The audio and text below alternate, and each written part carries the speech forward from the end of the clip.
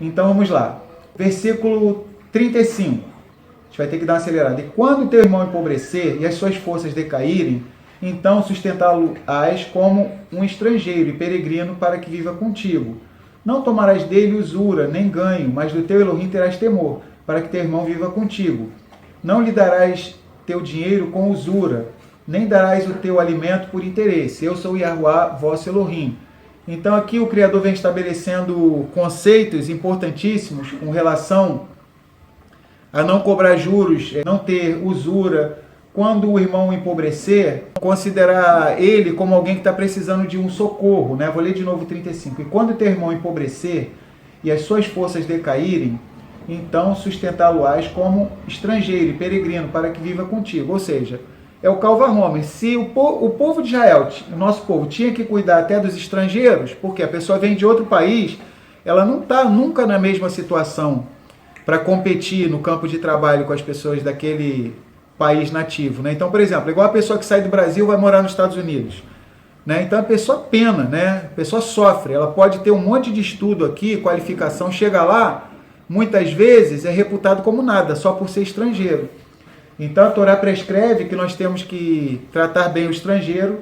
Então, se até o estrangeiro tem que ser bem tratado pelo povo de Israel, muito mais um próprio israelita que vem empobrecer, tá? E quando teu irmão empobrecer e as suas forças decaírem, então sustentá-lo-ás como estrangeiro e peregrino para que viva contigo. Só que a gente tem que ter a sutileza de perceber as coisas, tá? A mesma Torá que está falando que quando teu irmão empobrecer e as suas forças decaírem, para você sustentar ele, ou seja, o sujeito de repente adoeceu, ele está passando algum problema muito sério, a saúde, seja o que for, um monte de infortúnios, né? E as suas forças decaírem, provavelmente ele não tem força para trabalhar, mão de obra, com alguma debilidade muito grande física, tá? Então, a Torá fala para cuidar desse irmão, né? Como se fosse um estrangeiro e peregrino. Não confundir, tá? Com, por exemplo, tá? Em 2 Tessalonicenses, Paulo fala: isso quando eu estive convosco eu vos ensinei. O quê? Se alguém não quiser trabalhar, então também o quê? Não coma. Então, esse texto tem na Aliança Renovada em Tessalonicenses, ou seja, a gente tem que ter discernimento, tá? A mesma Torá que fala que a gente tem que amparar o irmão que está passando um problema, quando a sua força decair, tá? Ó, vamos abrir 2 Tessalonicenses 3,10. Porque quando estávamos ainda convosco, vos ordenamos isto, que se alguém não quiser trabalhar, que também não coma. Porquanto ouvimos que alguns entre vós andam desordenadamente, não trabalhando, antes fazendo coisas vãs. A estes tais, porém, mandamos e exortamos, por nosso Adonai Yahushua HaMashiach, que, trabalhando com sossego, comam o seu próprio pão. E vós, irmãos, não vos canseis de fazer o bem. Ou seja, aí Paulo ainda diz: mas se alguém não obedecer a nossa palavra por esta carta, notai o tal e não vos mistureis com ele, para que ele se envergonha. Todavia, não o tenhais como inimigo, mas admoestai-o como a um irmão, tá? Ou seja, Paulo, ele dá orientações. Paulo conhecia essa paraxá, conhecia esse mandamento aqui, tá? Então, aqui em Levítico está falando de alguém que está sem condições de trabalho. Provavelmente a pessoa está com algum problema físico que não está permitindo que ela venha trabalhar, tá? Uma doença, alguma coisa muito séria, tá? Um problema assim na sua vida. Não é uma coisa frequente, tá? Então a gente tem que perceber isso. Paulo diz que se alguém não quiser trabalhar, que também não coma. Então a gente tem que perceber, tem que ter discernimento para perceber essa sutileza aí, tá? Quando a gente vai fazer o quê? Em qual hora a gente vai fazer o quê? Por isso que a gente precisa sempre da orientação da Ruach HaKodesh, tá? Do Espírito Santo sobre as nossas vidas. Vamos lá. Para que a gente venha ter discernimento. Então vamos lá. Então nós já vamos aqui para a reta final dessa paraxá, tá? Vamos para a conclusão por causa da hora, tá? Para que a gente possa entrar na outra paraxá. Então aqui vem falando, vamos só ler os outros textos aqui, tá? Versículo 39. Quando também teu irmão empobrecer, estando ele contigo, e se vender a ti, não o farás serviço de escravo, como um assalariado, como um peregrino estará contigo, até o ano do jubileu te servirá. Ou seja, o israelita não poderia nunca ser considerado como um escravo, ele tinha que ser considerado como um assalariado, tá? Então, nós estamos vendo aqui essa paraxá, tá? Ela falou sobre o Shemitah, sobre o jubileu, tudo isso aponta para a obra do nosso Mashiach Yahushua. Nós vemos em relação até às propriedades, tá? Lembrar mais uma vez, quando estivermos aqui no milênio, eu acho que um monte de gente pensa isso, né? Como é que vai ser no milênio, né? Então, Paulo fala em 1 Coríntios que as coisas que os olhos não viram, nem ouvidos ouviram, nem tampouco penetraram no coração do homem, são as que Elohim preparou para aqueles que o amam. Então, no advento da segunda vinda do Mashiach, nós vamos ver com toda a plenitude, né, esse ano do jubileu, tá? Conforme diz em Gênesis, que o homem teria 120 anos, ou seja, 120 anos de jubileus, tá? Que totaliza na linha do tempo 6.000 anos. Então, quando o nosso Mashiach estiver aqui, a Torá será cumprida com toda a plenitude, a terra, conforme a Mary estava falando, né? O Criador, ele estabeleceu as coisas naturais e as sobrenaturais também. Então, por via de regra, ele vai agir de uma forma natural e quando a gente faz o que é natural, ele também pode fazer o sobrenatural, mas a gente tem que fazer o que é natural, o que nos foi ordenado. Então, até as pessoas que estudam sobre cultivo da terra, essa coisa toda, sabem que a terra vai se desgastando. Ela precisa de um período para ela se recuperar, tá? Assim como o ser humano precisa do Shabat para se recuperar, né? O que seria de nós sem o Shabat, né? Imagina, não seríamos quem nós somos. Assim a terra precisa desse ano do Shemitah. No próprio Shabat a terra já descansa, tá? Por exemplo, hoje, ninguém que trabalha com agricultura pode estar fazendo atividade agrícola, a não ser se for coisa para comer, tá? Para comer pode, mas não com fins comerciais. Então a terra precisa descansar de 7 em 7 dias e de 7 em 7 anos também ela precisa descansar para que ela recupere suas propriedades naturais. Pode falar, Daniel. Pedro Moreira está perguntando. Moreira, me perguntam sobre o Criador permitir escravos. Sobre o Criador permitir escravos. Então, o escravo, foi legal a pergunta da nossa irmã Eli Moreira, né? O que acontece? O escravo, para a gente ter uma ideia, hoje em dia, os nossos irmãos da casa de Judá, vamos dizer assim, que eles chegaram à conclusão que nem vale a pena possuir escravos, tá? Por quê? O Talmud fala que o escravo, na verdade, é o Adon Eved, né? O senhor escravo, é o amo escravo. É uma visão totalmente diferente que a gente tem. Uhum. Né? A pessoa ficava, era escrava quando ela devia e não podia pagar. Né? Qualquer pessoa, não era por conta de raça, de nada disso. Se a gente estiver pensando na escravidão que teve no século se XVI, a gente nada a ver com isso. É totalmente diferente da escravidão que a gente vê na novela Escrava Isaura. É totalmente diferente. Até a escravidão que o nosso povo passou também é totalmente diferente. Foi pesado, mas a escravidão que, por exemplo, que a Torá regulamenta, é uma escravidão que o escravo ele pode sentar na mesa junto com o amo dele. Ele era super bem tratado. Ele era super bem tratado. O hebreu, o escravo hebreu... Mais do que o da família, né? Se, por exemplo, você não poderia comer... uma comida melhor do que a do escravo. Então ele tinha que comer a mesma comida que você, sua mulher e seus filhos comiam. Então o escravo sentava... Olha, por isso que os nossos irmãos da casa de Judá falaram, é o Adon Eved, é o senhor escravo, né? O amo escravo. Porque ele sentava na mesa junto com o amo dele, né? Comia a mesma comida. Se fosse hebreu, depois de 7 anos ele sairia. Se fosse hebreu, só poderia servir 6 anos. Tinha que receber uma indenização boa, não poderia despedir ele de mãos vazias, tá?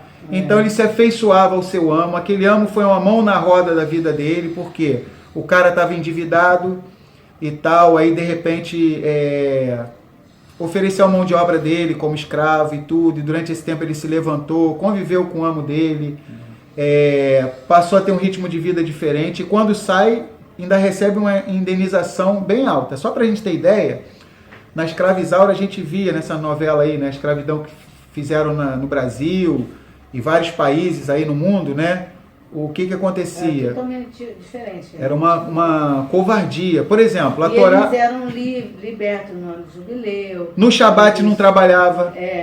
Eles na verdade, eles eram levados como escravos para pagar a dívida que tinha com aquela pessoa. Com aquela pessoa. Não tinha como pagar. Tinha como pagar. Se fosse hebreu, era liberto no Shemitah, depois no 7º ano. E se fosse estrangeiro, poderia ser liberto no Yovel, no jubileu. Tá? Então, o que acontece? Ganhava uma indenização boa quando saía. A Torá fala que se o amo, ele batesse no escravo e deu um soco, e se saísse um dente do escravo, se naquela pancada o escravo perdeu um dente, o escravo saía forro, tá? Ele estava livre. Ele era forro, ele era liberto. Não podia então somente por um dente que ele perdeu. Ele estava ali só para pagar uma dívida que ele tinha. Exatamente. Ele era tratado com toda a humanidade, tá? Então, vamos ver assim, por exemplo, o escravo hebreu. Então esse amo dele era uma mão na roda para ele, ia ajudar a vida dele. Ele entrava todo ferrado, ele saía com dinheiro bom. Depois, no ano de Shemitah, depois de 7 anos, tá? Só poderia servir 6 anos. Se fosse estrangeiro, sairia no jubileu, tá? E o que acontece? Convivia com o amo dele, essa coisa toda. É como se fosse um empregado, né? É, como se fosse um empregado com direitos trabalhistas. É isso aí. Com direitos trabalhistas. Até melhor do que muito empregado hoje em dia. Ele saía sem dívida nenhuma. Hoje em dia o pessoal trabalha, aí tem 30 contas para pagar e faz unidunité. Muitas vezes. Dívida, ainda sai com dívida, né? Escravo do patrão. Escravo do patrão. Muitas vezes aparentemente é livre, tá? Essa é a maior estratégia dos nossos dias. Eles dão a ilusão à humanidade que a humanidade é livre, mas agora é que na verdade nós estamos escravos, né? Tem muita gente hoje em dia que é escravo e nem sabe que é escravo. Exatamente. Trabalha a vida inteira e não sabe que é escravo. E outra coisa interessante que os nossos sábios dizem, o sujeito veio lá de um povo inimigo, de Israel, um povo pagão. Então, aquele sujeito, ele quando morresse, ele ia para onde? Ele ia para a perdição eterna. E no momento que ele era inserido no meio do povo de Israel, ele ia sentar na mesa para comer, aí ia ouvir Abrahá na hora de comer. Aí chegavam as festas bíblicas, ele ia celebrar as festas bíblicas, ia guardar o Shabat. Em pouco tempo, o patrão dele tratando ele com mais humanidade do que o patrão dele, do próprio país dele, tá? Tratava. Por exemplo, um egípcio saiu junto lá com o povo de Israel. E se ele fosse ser escravo do nosso povo de Israel, os egípcios oprimiam mais os próprios egípcios do que um amo israelita. Então ele ia pensar assim, pô, esse povo aí é muito humano, eu quero servir o Elohim de Israel, a Yahuwá. E não saíram. Ainda tinha a salvação eterna. O Bruno está até falando aqui, não saíram sem indenização, né? Exato, quer dizer... Então, assim, ainda recebiam. Né? Ainda recebia. E ganhava o suficiente para poder comer, para poder dar para a família, para poder guardar ainda. Guardar. Ainda saia com dinheiro. Saia com dinheiro bom. A Torá fala, quando despedires o teu servo, o teu escravo, ele não sairá de mãos vazias, né? Ainda tinha a opção de ficar com o amo, né? Furava a orelha se ele quisesse ficar. Mas era uma opção. Era uma opção. E então tem esses detalhes todos, tá? Até os nossos irmãos da casa de Judá, eles chegaram à conclusão de que não vale a pena ter escravo. Eles falaram assim, pô, o escravo tem mais benefício se bobear do que a gente, do que nós que somos amos, né? Tanto que a casa de Judá, já há muito tempo, entre eles mesmos, eles já combinaram de não possuir escravos, porque eles sabem que o escravo tem muitos direitos. Eles até brincam e falam, é o senhor escravo, é o amo escravo, né? O patrão escravo, tá? Então a gente precisa entender isso, tá? Então, por exemplo, como o Eliezer, vou dar um exemplo aqui, Eliezer, aquele servo de Abraão, a gente vê que ele era apegado a Abraão. Abraão tratava ele com todo amor e carinho. Abraão confiava os bens a ele, né? E tudo. Então, a gente, quando imaginar a escravidão, a gente não pode imaginar como se fosse essa escravidão que teve no Ocidente nesses últimos séculos, né? Então, vamos lá. Nós estamos indo agora para conclusão dessa paraxá, tá bom? Então, mais uma vez, essa paraxá falou acerca do ano de Shemitah, que acontece de 7 em 7 anos, a terra precisa descansar. Então vamos trazer algumas reflexões sobre nossas vidas, tá? Aqui em Levítico 25, 23 diz, também a terra não se venderá em perpetuidade, porque a terra é minha, pois vós sois estrangeiros e peregrinos comigo. Então a gente precisa entender que a terra pertence a Yahuwá. Então, trazendo uma reflexão para nossas vidas, tá? Nós não somos nada, nada temos e nada somos, tá? O verbo raiar, o verbo ser, existir, ele fica bem para Yahuwah, porque inclusive o nome Yahuwah é dessa raiz dessa palavra, do verbo raiar, tá? Em hebraico, que significa ser, existir. Ele é o autoexistente. Por isso que ele fala Erie Asher Erie, lá em Êxodo, na sarça, ele fala para Moisés, né? No palio hebraico é Arraiá Achar Arraiá, ou seja, eu serei o que serei, é traduzido como eu sou o que sou, tá? Então o nome Yahuwah está associado àquele que é, aquele que respira, aquele que é o eterno, tá? El Olam, o poderoso eterno, Yahuwah. Nós não somos nada, nós só existimos porque Ele teve misericórdia de nós, resolveu nos fazer. Nós nem podemos, quando alguém pergunta o nosso nome, qual o seu nome? Então eu vou falar Ani Yosef, eu Yosef. Eu nem posso falar eu sou Yosef em hebraico, nem posso falar isso, tá? Então nenhum de nós pode falar eu sou alguma coisa, no hebraico já não tem isso. Então se alguém me pergunta o meu nome, qual o seu nome? Ani Yosef, eu Yosef. Por quê? O hebraico já ensina que não somos nada. Então, a terra pertence ao Criador. Então, trazendo uma reflexão sobre nossas vidas, o tempo pertence ao Criador, a terra pertence ao Criador, tá? Então, nós precisamos lembrar desse conjunto de número 7, tá? O Shabat é sagrado ao Criador. O 7º mês do calendário hebraico, israelita, é sagrado. O 7º ano, tá? O 50º ano, que é 7 vezes 7, 49, mais 1, que é 50. Então, o Criador, ele é soberano tanto do tempo quanto do espaço. Ou seja, os nossos tempos, os nossos dias estão nas mãos de Yahuwah Elohim.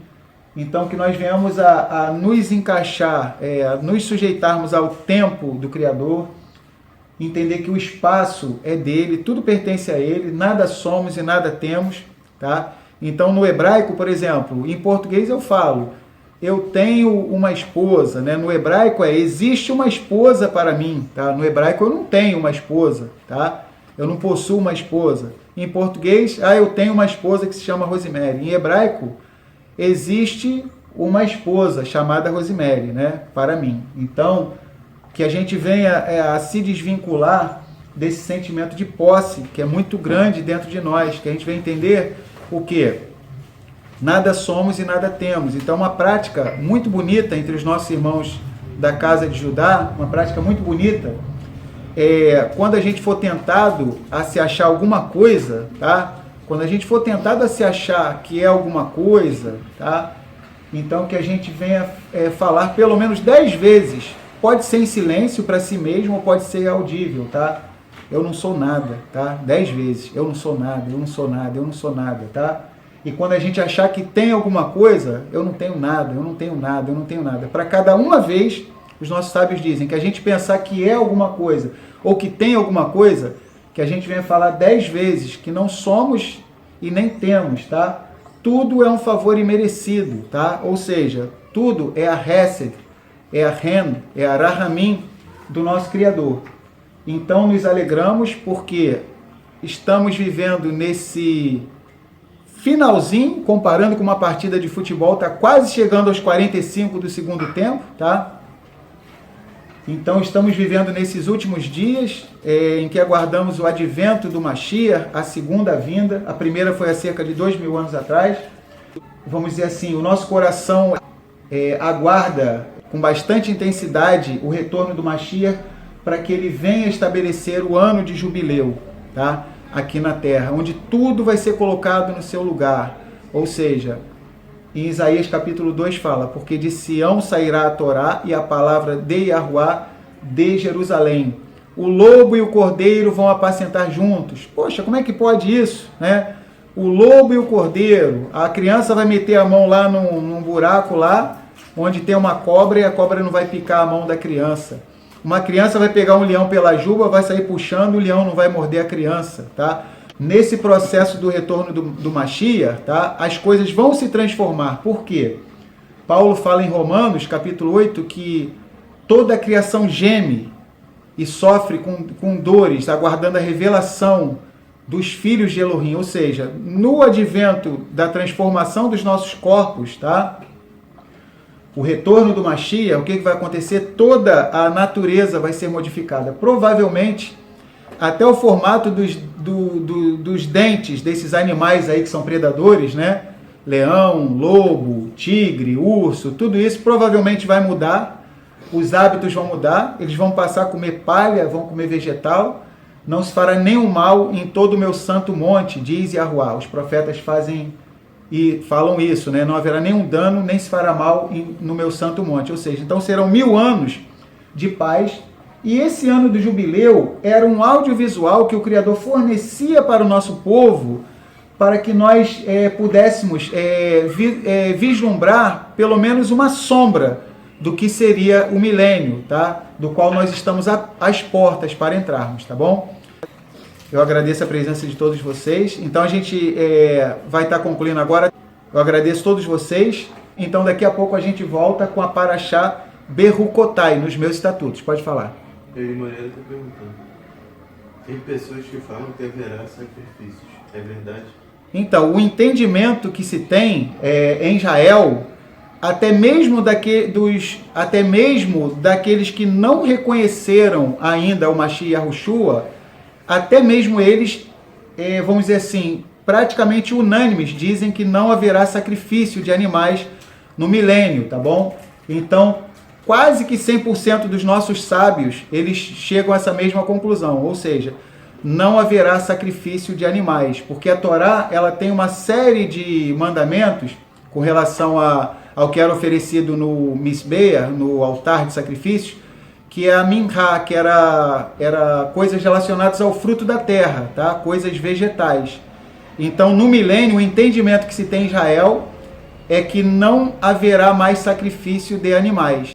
Vamos dizer assim, de uma maneira praticamente oficial, e isso nos deixa até felizes, ou seja, os próprios